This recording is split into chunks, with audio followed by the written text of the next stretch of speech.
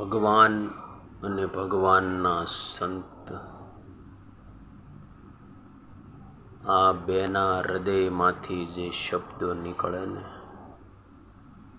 એ મારા અને તમારા કલ્યાણ માટે હોય છે, કલ્યાણ માટે હોય છે. આપણું જીવન સંતના શરણમાં, સંતના અનુગ્રહમાં અને સંતના અનુશાસનમાં આપણે સોંપી દઈએ તો ભગવાન સ્વામિનારાયણ અતિ અતિ અતિ રાજી થાય, અતિ રાજી થાય. સ્વામિનારાયણ ભગવાન કે સંતો તો મને બહુ વાલા છે, બહુ વાલા છે. ભગવાને સંતો કુંડળ હતા ગઢપુરથી સામે આવીને સંતોને દંડવત કરવા માંડ્યા. વાલા ભક્તો, આ વિચારજો, આ લાખ લાખ રૂપિયાની વાતું છે હો.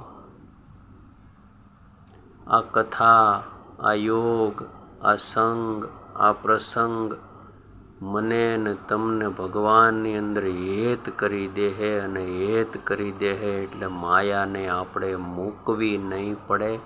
આપોઆપ મુકાઈ જાહે, આપોઆપ મુકાઈ જાહે. શું ભગવાન સ્વામિનારાયણે આપણને દિવ્યતા આપી છે, દિવ્યતા આપી છે.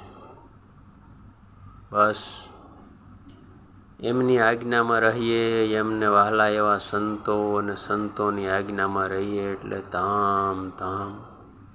આજ ધામ અને ધામના ધણી અહીંયા પધાર્યા છે, પણ કોક ઓળખાવશે તો આપણે ઓળખશું ને.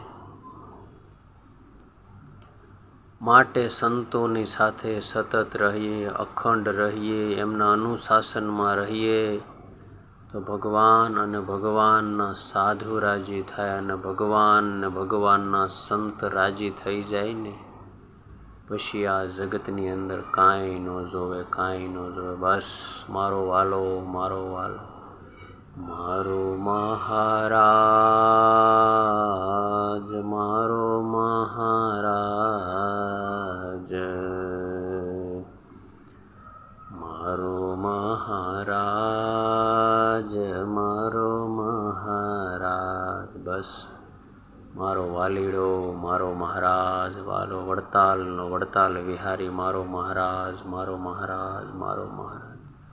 વાલા ભક્તો, સંતોના યોગમાં રહેવું, ભક્તોના યોગમાં રહેવું તો સહેજે સહેજે ભગવાનની મૂર્તિમાં હેત થઈ જાય, હેત થઈ જાય.